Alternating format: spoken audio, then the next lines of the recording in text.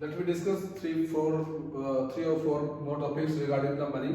सबसे पहले demand for money. Why a person demands money? सबसे जो मोस्ट प्रॉपर जो पॉपुलर वर्क है मनी का वो क्या है? ट्रांजैक्शन.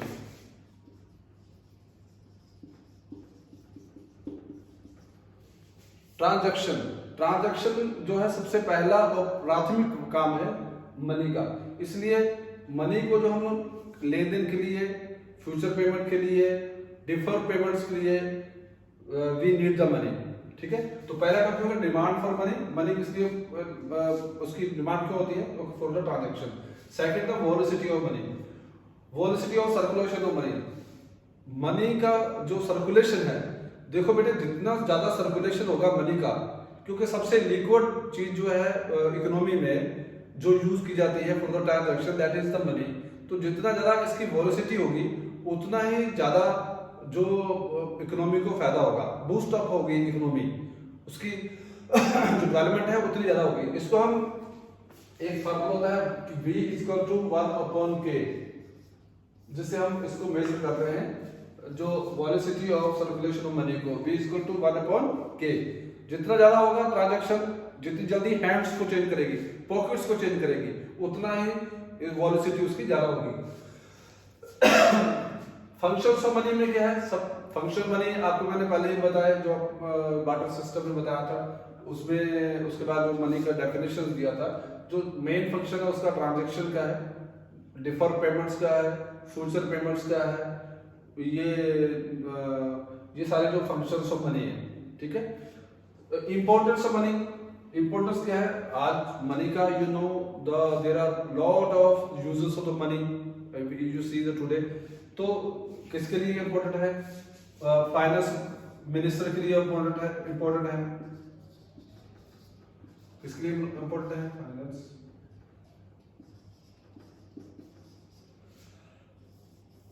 दूसरा इकोनॉमी के लिए, international trade,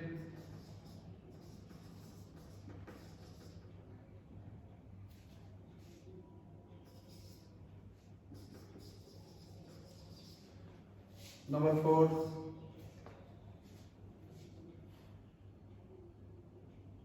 exchange rate, number 5 balance of payment.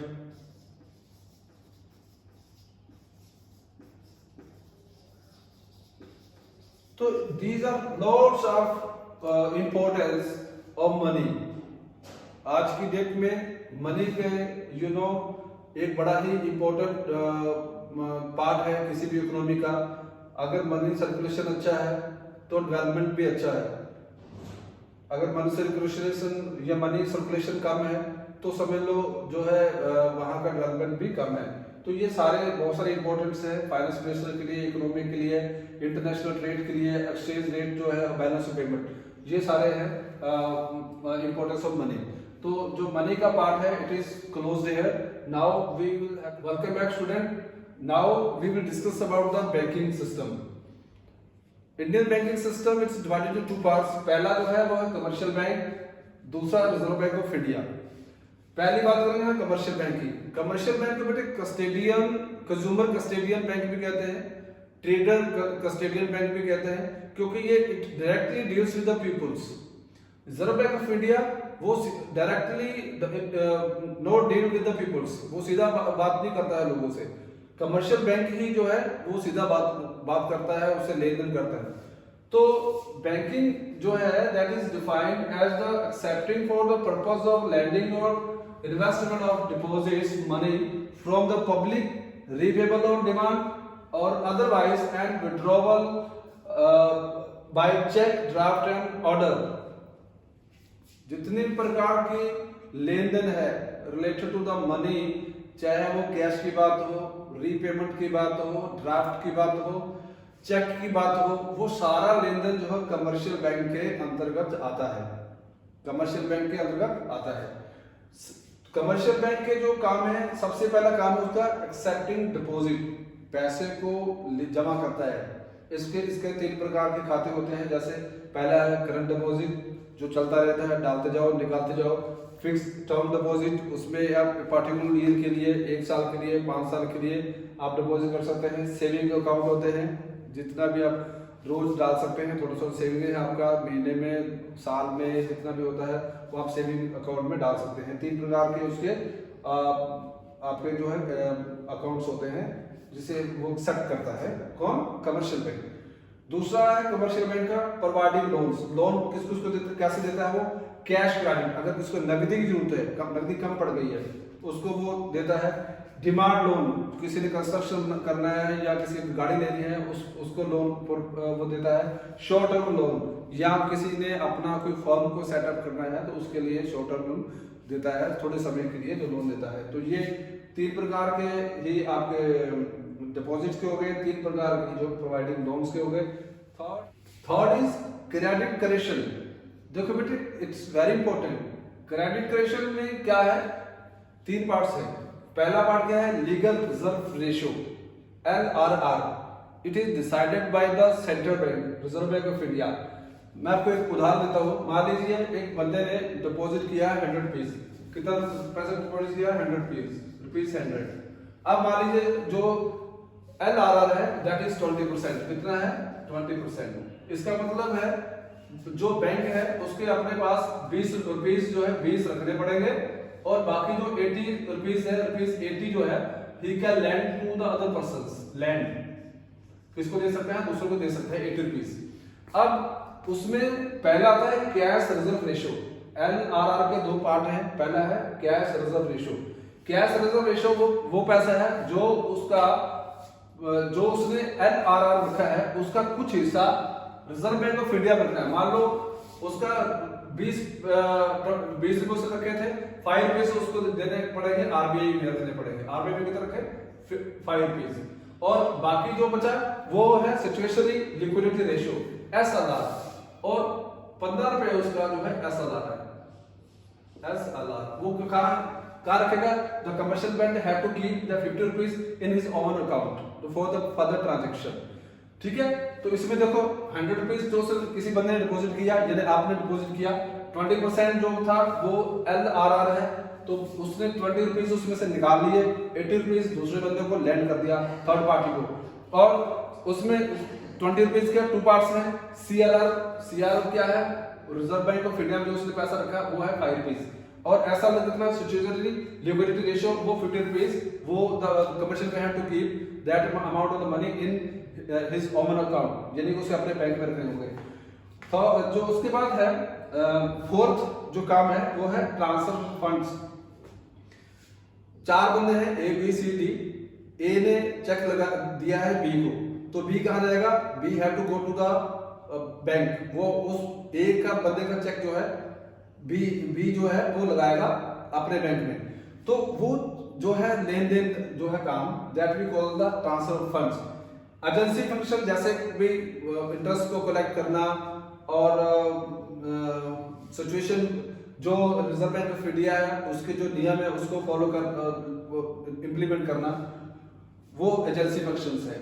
जैसे कि भी क्या लिक्विडिटी को बढ़ाना है या लिक्विडिटी को कम करना है, वो सारे एजेंसी फंक्शन में आते हैं। और भी बहुत सारे फंक्शन होते हैं वो अदर फंक्शंस में आते हैं रिजर्व बैंक कमर्शियल बैंक में। तो ये सारे जो पार्ट है, all these works falls under the commercial bank. Central bank, the total controller, yes, stabilizer of the money in economy, that is central bank. जैसे आपके घर में जो लाइट है उसका कंट्रोल कहाँ होता है, स्टेबलाइजर में, वैसे ही मनी का जो कंट्रोल है वो या स्टेबलाइजर है वो कहाँ है, सेंट्रल बैंक। इंडिया में कौन सा है central bank, that is reserve bank of India, RBI। तो central bank is a bank which control credit, क्या कंट्रोल करता है, क्रेडिट को, यानी कि नकदी को। तो total amount of money, total volume of money कितना होना चाहिए वो सेंट्रल बैंक ही देखता है। इसके कुछ फंक्शंस हैं सेंट्रल बैंक के। सबसे पहला फंक्शन है that is issue of currency authority, note को छापना, कॉइन्स को बनाना, ये किसका काम है, सेंट्रल बैंक का। उसके बदले में वो ये देखता है भी इसे रिप्रेजेंटेड मनी या कौन सी मनी जो है वो डिक्लेयर करनी है, उसके अकॉर्डिंग वो अपने इश्यू करता है नोट्स को, कॉइन्स को। Credit control, total volume of money कितना होना चाहिए वो उसको डिसाइड करता है सेंट्रल बैंक, ठीक है। अगर ज्यादा है कम है तो उसके लिए उसने क्वांटिटी और क्वालिटी मेजर्स है, मैं अभी बताऊंगा आपको। तीसरा है बैंकर ऑफ गवर्नमेंट, गवर्नमेंट को जितने भी पॉलिसीज बनाती है और इंप्लीमेंट करती है उसको, जैसे डेवलपमेंट के काम या दूसरे काम जो है, जैसे सड़क का काम है या किसी और चीज का काम है, उसका जो पैसे का लेन देन है वो सीधा ही सेंट्रल बैंक ही देखभाल करता है। गवर्नमेंट को अगर किसी चीज को पैसे की जरूरत है तो government where will have to go, सीधा सेंट्रल बैंक के पास जाएगी और वहां से पैसे लेगी। और जो उसको टैक्स कलेक्ट करता है, कलेक्शन होता है, वो भी कहा जाता है सेंट्रल बैंक में। बैंकर ऑफ बैंक्स, सारे जितने भी कमर्शियल बैंक है all are working under the central bank. Commercial bank किसके अंदर देखने में काम करते हैं, सेंट्रल बैंक में, इसलिए उसे बैंकर ऑफ बैंक्स भी कहते हैं। उसका जो कितना फ्लो होना चाहिए, कितना बैंक रेट होना चाहिए, क्या CRR कितना होना चाहिए, कैश रिजर्व रेशियो कितना होना चाहिए, लिक्विडिटी रिजर्व रेशियो कितना होना चाहिए, LRR, वो सारा जो है डिसाइड करती है central bank. Lender of last resort, कोई बैंक कमर्शियल बैंक करप्ट हो जाता है, उसका जो देख रेख है वो सेंट्रल बैंक को ही करना पड़ता है, ठीक है। अभी आपने देखा होगा यस बैंक का कुछ प्रॉब्लम हुआ था तो कैसे रिजर्व बैंक ऑफ इंडिया ने वो सारा लोगों से कहा आप घबराइए नहीं, आपका पैसा सेफ है। लैंडर ऑफ लास्ट रिसोर्स यानी कि वो ही उत्तरदायी होता है आखिर में। कस्टेडियन ऑफ फॉरेन एक्सचेंज रिजर्व, जितनी भी फॉरेन एक्सचेंज लेन देन है उसका जो पैसे का देखभाल है वो भी देखभाल करती है सेंट्रल बैंक, जैसे बैलेंस ऑफ पेमेंट, ठीक है, वो सारी चीजें कहाँ किसको देखभाल करनी पड़ती है, जो है सेंट्रल बैंक को। अब देखो इसमें क्या है, टोटल हाई पावर्ड मनी जो होती है वो क्या है, कितनी टोटल अमाउंट ऑफ मनी कितना है, जैसे M1 plus M2 plus M3 plus जो भी है आपका M4, यानी कि total amount volume of money available in the economy that we call the high powered money. जो reserve of bank of India है ये इसकी स्थापना 1 अप्रैल 1935 में as a shareholder bank के रूप में हुई थी और इसे नेशनलाइज कर दिया गया 1 अप्रैल 1949 में, इसको जो है नेशनलाइज कर दिया गया और इट केम इनटू एग्जिस्टेंस। इसके कुछ मेजर्स हैं कंट्रोल करने के मनी फ्लो को, देश के अंदर कितना पैसा रहे, इकोनॉमी के अंदर कितना पैसा रहे, स्टेबलाइज करती है सेंट्रल बैंक। उसके लिए उसके दो प्रकार के मेजर अपनाती है, पहला है क्वांटिटी इंस्ट्रूमेंट और दूसरा जो है क्वालिटेटिव इंस्ट्रूमेंट। क्वांटिटेटिव इंस्ट्रूमेंट में सबसे पहले ओपन मार्केट ऑपरेशन और दूसरा है bank rate policy. Open market operation में वो देखती है भी कितना पैसा जो है वो होना चाहिए और उसके अकॉर्डिंग वो डिसाइड करती है। अभी आपने देखा होगा जब ये डिमोनेटाइजेशन किया गया था तो एक दिन में आप केवल जो है 10,000 रुपए ही निकाल सकते थे। आज की डेट में अगर आप जाएं तो आप ATM से निकालेंगे तो आपको 20,000 से ऊपर पैसा नहीं मिलेगा। वे सारे जो है कंट्रोल करने के मेथड होते हैं, मनी के फ्लो को कंट्रोल करने के, लिक्विडिटी को कंट्रोल करने के मेथड होते हैं, जिसे हम कहते हैं ओपन मार्केट ऑपरेशन। दूसरा है bank rate policy. Bank rate अगर उसको ये देखना है, रिजर्व बैंक ऑफ इंडिया को देखना है कि लोगों के पॉकेट में ज्यादा पैसा जाए तो अपने जो बैंक का रेट है वो उसे कम कर देगा, जिससे people will come to take more of the money from the commercial bank. तो अगर उसको पैसा जो लोगों से खींचना है तो बैंक का रेट ज्यादा कर देगा। लोग जो है they will prefer to deposit money into the saving accounts and other accounts। क्योंकि बैंक रेट ज्यादा है इसलिए वो पैसा जो है उसमें डिपॉजिट करते हैं। दूसरी तरफ अगर किसी ने लोन लेना है तो वो ज्यादा बैंक रेट पे उससे कम लोन लेगा। तो ये है ओपन मार्केट ऑपरेशन और बैंक रेट पॉलिसी। तो उसके बाद है क्वालिटेटिव इंस्ट्रूमेंट, उसमें लोन मार्जिन। लोन मार्जिन में क्या है, अगर आपको सपोज करो आप फार्मर हैं, अगर आपने 1 लाख रुपए लोन लेना है तो हो सकता है आपको 2 एकड़ की फर्द जो है वो आपको जमा करनी पड़े।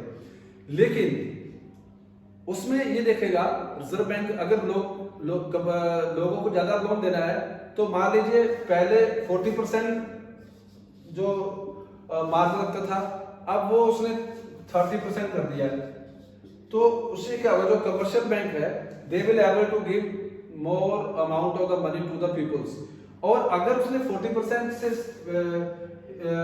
60% कर दिया है, यानी कि इंक्रीज कर दिया है मार्जिन, तो उससे क्या होगा, the commercial bank will not be able to give more amount, ज्यादा पैसा नहीं दे पाएगा, उसके अकॉर्डिंग वो पैसा दे पाएगा। तो लोन मार्जिन में मार्जिन कितना लेता है, उसके बढ़ाता है या घटाता है, उसके डिपेंड करता है किस प्रकार की पॉलिसी है रिजर्व बैंक ऑफ इंडिया अपनाता है। मोरल सेक्शन में वो मोरल अपील करेगा कि भैया, जो कमर्शियल बैंक है उनसे बताएगा भैया भी अपना ऐसा करो, लोगों को कम लिक्विडिटी दो। एक दिन में जैसे आप 20,000 निकाल सकते हैं, वो 10,000 तक लिमिट बना दे, 5,000 तक की लिमिट बना दे, जिससे कि जो है कंट्रोल में रहे लिक्विडिटी। और अगर से लिक्विडिटी बढ़ाना है तो वो 10,000 से 20,000 कर सकता है, 20 से 30 भी कर सकता है। तो ये मोरल सेक्शन में आता है। तो ये मेथड्स हैं जिससे जो रिजर्व बैंक ऑफ इंडिया वो कंट्रोल करता है लिक्विडिटी को।